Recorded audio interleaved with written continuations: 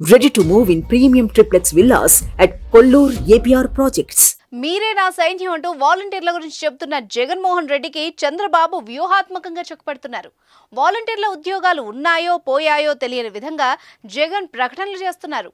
వాలంటీర్లను polling బూతుల్లో ఏజెంట్లా కూర్చోబెట్టే plan చేసుకుంటున్నట్టు talk. ఈ క్రమంలోనే వైసీపీ ప్రభుత్వం నియమించిన వాలంటీర్లకు చంద్రబాబు లడ్డు లాంటి వార్త చెప్పారు. ఉగాది పండగ వేళ రాష్ట్రంలోని వాలంటీర్లకు టీడీపీ జాతీయ అధ్యక్షుడు నారా చంద్రబాబు నాయుడు బంపర్ ఆఫర్ ప్రకటించారు.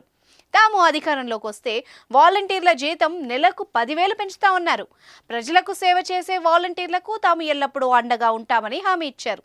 అయితే తాము అధికారంలోకి వస్తే వాలంటీర్లను తొలగిస్తామంటూ జరుగుతున్న ప్రచారాన్ని ఆయన ఖండించారు.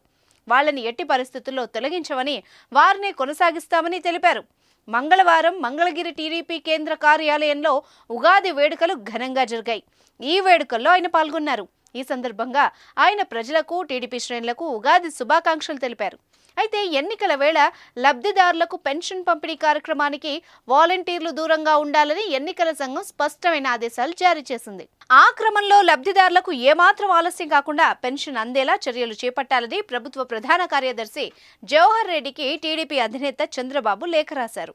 తెలుగుదేశం అదే మరి ఎన్డీఏ మేమందరం 3 పార్టీల కూటమి హామీ ఇస్తున్నాం. మీ ఉద్యోగాలు తీసేయం, వాలంటీర్ వ్యవస్థ కొనసాగిస్తామని మరొక్కసారి మీ అందరికీ హామీ ఇస్తున్నా.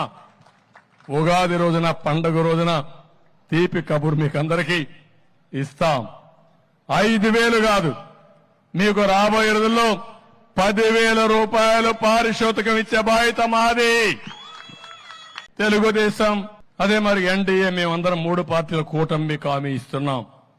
మీ ఉద్యోగాలు తీసేయం, వాలంటీర్ వ్యవస్థ కొనసాగిస్తామని మరొక్కసారి మీ అందరికీ హామీ ఇస్తున్నా. ఉగాది రోజున, పండుగ రోజున తీపి కబురు మీకు అందరికీ ఇస్తాం. 5,000 కాదు, మీకు రాబోయే రోజుల్లో 10,000 రూపాయలు పారితోషికం ఇచ్చే బాధ్యత మాది.